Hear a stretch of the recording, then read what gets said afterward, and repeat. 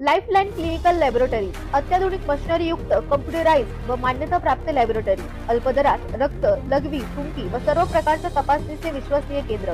आमचा पत्ता गोकुळ नगरी रोड, डॉक्टर जपे हॉस्पिटल शेजारी, तालुका कोपरगाव। संपर्क क्रमांक 80 07 80 76 58 व 82 75 38 86 48। महाराष्ट्रात गौरी गणपतीचा सण मोठ्या उत्साहात साजरा करण्यात येत आहे। नगर जिल्ह्यातील कोपरगाव शहरात कोयटे परिवाराच्या वतीने गौरी गणपती सण मोठ्या उत्साहात साजरा करण्यात आला आहे। ज्येष्ठ गौरीच्या आगमनाच्या निमित्ताने कोयटे परिवाराच्या वतीने रामायण मधील विविध प्रसंग, प्रभू श्रीराम, सीता माता, श्रीराम मंदिर, रामलल्ला यांचा आकर्षक देखावा साकार करण्यात येऊन भक्तिभावाने गौरी गणपतीसह प्रभू श्रीराम, सीता माता यांची मनोभावे पूजा करण्यात आली आहे। प्रत्येकाने प्रभू श्रीराम यांचा आदर्श आपल्या जीवनात अंगीकारून उत्तम आयुष्य जगावे असे प्रतिपादन समता इंटरनॅशनल स्कूलच्या संचालिका स्वाती कोयटे यांनी केले आहे। हिंदू धर्मात सण उत्सवाचे आगळे वेगळे महत्त्व आहे। प्रत्येक सणाला एक परंपरा आणि संस्कृती लाभलेली आहे। गणपती पाठोपाठ गौराईचे आगमन घरोघरी सोनपावलांनी आणि उत्साहात झाले। महाराष्ट्रातील प्रत्येक ठिकाणी वेगवेगळ्या रीतिरिवाज प्रमाणे गौरीचे मोठ्या उत्साहात स्वागत केले जाते। गौरी गणपतीचा हा सण महाराष्ट्रात मोठ्या भक्तिभावाने आणि उत्साहात साजरा केला जातो।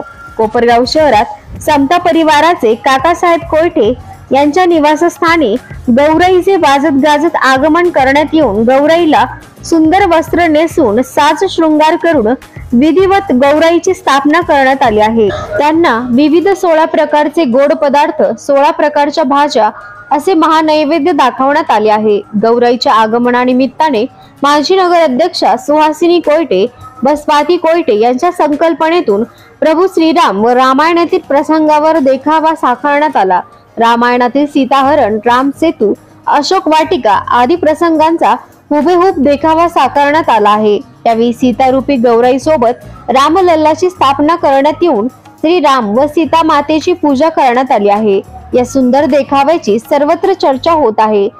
यावेळी कोयटे निवासस्थानाला आकर्षक अशी विद्युत रोषणाई करण्यात आली असून प्रवेशद्वारासमोरच आकर्षक कमान, भव्य 2 गजराजांनी सर्वांचे लक्ष वेधून घेतले होते। प्रवेशद्वारासमोरच राम नामाचा उल्लेख असलेले पाषाणरूपी राम सेतूचा देखावा, त्यानंतर दरवाजा समोर काढलेले सीता माता व प्रभू श्रीराम यांची सुंदर प्रतिकृती असलेली रांगोळी, घरात प्रवेश केल्यानंतर रामायणातील साकारण्यात आलेले सीताहरण प्रसंगातील रावणाला भिक्षा देताना सीता माता, राम सेतू बनवताना हनुमान व वानरसेना यांचे टीमवर्क, महादेवाची पूजा करताना प्रभू श्रीराम, अशोक वाटिका मधील सीता माता व हनुमान यांची भेट, हनुमानाची भक्ती आदी प्रसंग हुबेहूब दाखवण्यात आल्याने डोळ्यांसमोर संपूर्ण रामायण उभे राहते। अगदी जवळच सुंदर वस्त्रे, साज शृंगार मधील माता सीतारूपी गौराई, महालक्ष्मीचे रूप मनाला प्रसन्न करत होते। तसेच रामलल्लाचे देखणे रूपही यावेळी पाहावयास मिळाले आहे। आकर्षक सजावट, विद्युत रोषणाई, भक्तिगीत यामुळे संपूर्ण वातावरण मंगलमय असे झाले होते। यावेळी आलेल्या महिलांना हळदी कुंकू लावून प्रसाद देण्यात आला आहे। यावेळी कोपरगाव तालुक्याच्या माजी आमदार स्नेहलता कोल्हे यांच्यासह शहरातील विविध मान्यवर महिला भगिनींनी गौरी गणपतीचे मनोभावे पूजन केले असून व रामायणातील देखाव्यासाठी कोयटे परिवाराचे कौतुक केले आहे। या प्रसंगी काकासाहेब कोयटे, संदीप कोयटे, सुहासिनी कोयटे, स्वाती कोयटे, शहरातील मान्यवर महिला भगिनी, समता परिवाराचे सदस्य मोठ्या संख्येने उपस्थित होते। कोपरगाव एक्सप्रेस न्यूज साठी सुनील ससाने, कोपरगाव। आज आम्ही कोयटे कुटुंबीय आमचं 72 वर्षापासून चालत आलेली परंपरा म्हणजेच ज्येष्ठ गौरी पूजन याचं आयोजन आज इथे आम्ही केलेलं आहे। माझ्या आजी सासूपासून ही परंपरा इथे चालू आहे आणि दरवेळेला आम्ही एक वेगवेगळी थीम घेऊन येण्याचा प्रयत्न करतो आणि त्या थीमनुसार आम्ही काहीतरी सामाजिक संदेशसुद्धा देण्याचा प्रयत्न करत असतो आणि त्याला अध्यात्माची जोड ही असतेच, कारण की ज्येष्ठ गौरी पूजन आहे म्हणजेच कुठेतरी मायथॉलॉजिकल थीम असली पाहिजे हा आमचा अट्टहास जास्त असतो।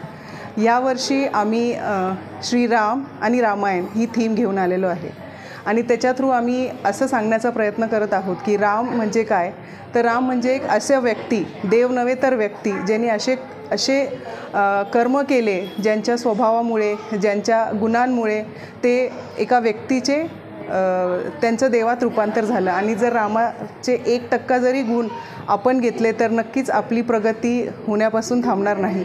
हेच आम्ही या थीमच्या द्वारे सांगण्याचा आज इथे प्रयत्न केला आहे, ज्यामध्ये आम्ही सीताहरण, त्याचबरोबर राम सेतू आणि अशोक वाटिका असे थीम दाखवण्याचा प्रयत्न केला आहे. त्याच्या मागचं कारण असं आहे की रावणामध्ये रामापेक्षाही जास्त शक्ती आणि भक्ती होती, परंतु अहंकार आणि परस्त्रीवरती त्यांनी केलेल्या अत्याचार ह्यामुळे त्यांच्या शक्तीचा नाश झाला. त्याचबरोबर आम्ही रामसेतूचा थीम दाखवला आहे आणि त्याच्यावरून आम्ही हे दाखवण्याचा प्रयत्न केला आहे की जर टीमवर्क आणि मनात पॉझिटिव्ह भावना असतील तर तुम्ही सागरावर सुद्धा सेतू बांधू शकता.